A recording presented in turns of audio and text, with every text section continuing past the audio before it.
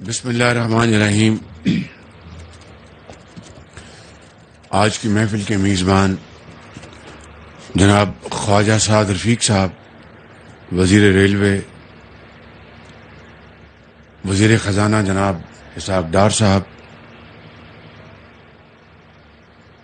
وزیر پلاننگ جناب پروفیسر چودھری احسن اقبال صاحب، سید مظہر علی شاہ سیکرٹری ریلویز، شاشڈی افیئرز چائنیز ایمبیسی مادام پانگ،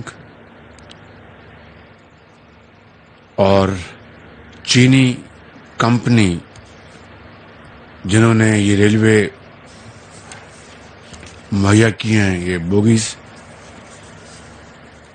اس کمپنی کے جو عہدیداران، ان کو میں خوش آمدید کہتا ہوں۔ ریلوے کی انتظامیہ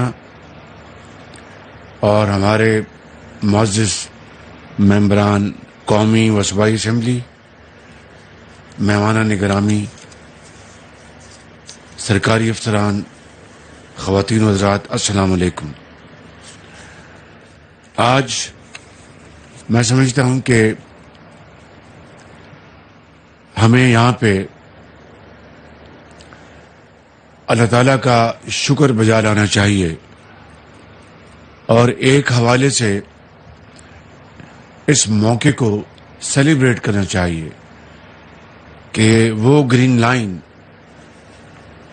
جس کی بنیاد میاں محمد نواز شریف کے پچھلے دور میں رکھی گئی تھی اور اس وقت اس کا اجرا کیا گیا تھا، وہ بدقسمتی سے باقی بے شمار جو منصوبے تھے جس طرح وہ دم توڑ گئے، یہ بھی بدقسمتی سے دم توڑ گئی، اور آج اس کا جو ریوائول ہے، اس کا جو آیا ہے، ہم اس کو یہاں پر سیلیبریٹ کرتے ہوئے جناب خواجہ سعد رفیق صاحب کو اور ان کی ٹیم کو میں مبارکباد پیش کرنا چاہتا ہوں کہ آپ نے نہایت محنت، ذوق اور شوق کے ساتھ آپ نے گرین لائن کو ریوائیو کیا ہے۔ اس کے ساتھ میں چائنیز کمپنی کو بھی میں مبارکباد پیش کرنا چاہتا ہوں، جنہوں نے بہت اچھی ویگنز یہاں پر مہیا کی۔ میں نے ابھی ان تمام ویگن کو دیکھا ہے اور دو سے ہم خود گزرے ہیں۔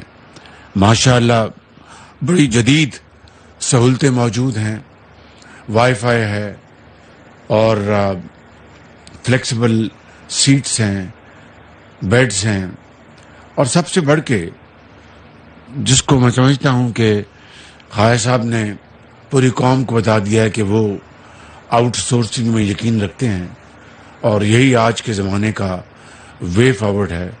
جو سروسز ہیں ان کو آؤٹ سورس کیا گیا ہے، چاہے وہ جینیٹوریل سروسز ہیں، چاہے وہ انٹرنل سروسز ہیں، یا کھانا مہیا کرنا، یہ ساری جو سروسز کو آؤٹ سورس کیا گیا ہے، جس سے یقیناً میں سمجھتا ہوں کہ ریلوے کی اس جو لائن کو بہت نہ صرف فائدہ پہنچے گا بلکہ اس کی تشہیر ہوگی، اور اسی کو یہی ماڈل ہے آج کی دنیا میں کہ آج حکومتیں گورن کرتی ہیں، وہ ادارے چلاتی نہیں، خود وہ ان کو آؤٹ سورس کرتی ہیں۔ اور اس کی آپ ایک وجہ دیکھ لیں کہ جو ایس او ایز ہیں، اسٹیٹ اونڈ انٹرپرائزز، ان کا آج کیا حشر بنا۔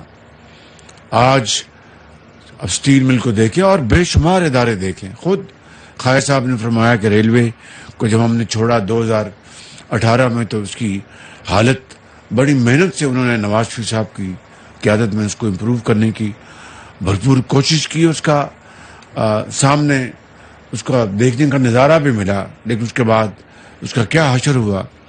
تو حکومتیں آتی جاتی ہیں۔ پاکستان آج اس دوراہے پہ کھڑا ہے جہاں پر ایک ایک پائی ہم بچانے کی کوشش کر رہے ہیں۔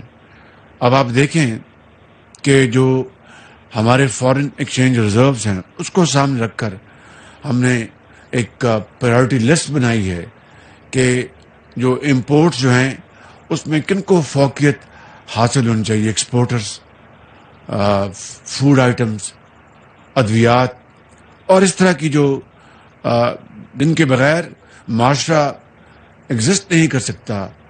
انشاءاللہ IMF سے اسی مہینے میں انشاءاللہ مجھے پوری امید ہے کہ معاہدہ ہو جائے گا اور یہ مشکلات سے ہم باہر نکل آئیں گے. پھر ملٹی لیٹرل اور بائی لیٹرل بھی جو ادارے ہیں وہ ہمارے ساتھ چلیں گے. یہ ایک مشکل وقت ہے اور احسن اقبال صاحب کی جو مثال بڑی انہوں نے بہت ہی شاندار مثال دی کہ یہاں پر ایک آسمانی آفت آئی اور اس کی وجہ کاربن ایمیشن ہے. دنیا میں پاکستان میں اس کی جو ایمیشن کی جو پرسنٹیج ہے وہ 1% سے بھی کم ہے، لیکن ہم اس تباہی کا شکار ہو گئے. یہی مثال آپ سامنے رکھیں. یقین کریں بلا مبالغہ میں یہ کہنے کو تیار ہوں کہ ہمیں بہت مشکل حالات میں حکومت ملی، لیکن اللہ تعالیٰ کے فضل و کرم سے ہم یہ کولیشن گورنمنٹ پوری طرح دن رات کوشش کر رہی ہے اور مجھے کوئی اس کہنے میں باک نہیں ہے کہ انشاءاللہ ہم ان مشکلات سے نکلیں گے. میں سمجھتا ہوں کہ پاکستان ریلویز کو ایک مرتبہ پھر خواجہ سعد رفیق کی جو لیڈرشپ مہیا ہوئی ہے، ان کی ٹیم، اور وہ واقعی میرٹ میں بلیو کرتے ہیں، جو کہ میں سمجھتا ہوں کہ نواز شریف کی حکومت کا ترا امتیاز رہا ہے. آج ریلوے کو اب اس طرح بیٹھ جائیں، آج ریلوے کو باقی اداروں کی طرح مشکلات کا سامنا ہے. انشاءاللہ یہ مشکلات قوموں کی زندگیوں میں آتی ہیں، لیکن قومیں وہی آگے بڑھتی ہیں جو مشکلات کو چیرتی ہوئی اور زندگی کے اندھے تپیڑوں کا مقابلہ کرتے ہوئے وہ مشکلات کو عبور کریں اور قوم کو اس کے پاؤں پہ کھڑا کریں. انشاءاللہ میں سمجھتا ہوں کہ یہی اس مخلوط حکومت کا ویژن ہے اور اس کے اوپر انشاءاللہ ہم پوری طرح عمل پیرا ہوں گے. میں آخر میں چینی حکومت کا شکر گزار ہوں، پریزیڈنٹ شی جن پنگ کا، اور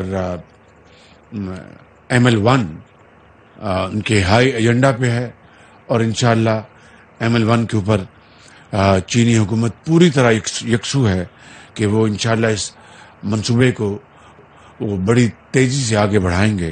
کاش یہ ML1 پچھلے 4 سال کی جو بے بنیاد الزام تراشی کا شکار نہ ہوتا. اسی طرح جو دوسرے ادارے تھے وہ بے بنیاد الزام تراشی کا شکار نہ ہوتے، اور یہیں تک بات رہتی تو شاید معاملہ اتنا خراب نہ ہوتا. لیکن بے بنیاد کرپشن کے جو الزامات لگائے گئے چینی کمپنیوں پر، اس سے میں سمجھتا ہوں کہ نہ صرف چینی حکومت بلکہ چینی عوام کے دلوں کو بہت ضعف پہنچا، بہت تکلیف ہوئی.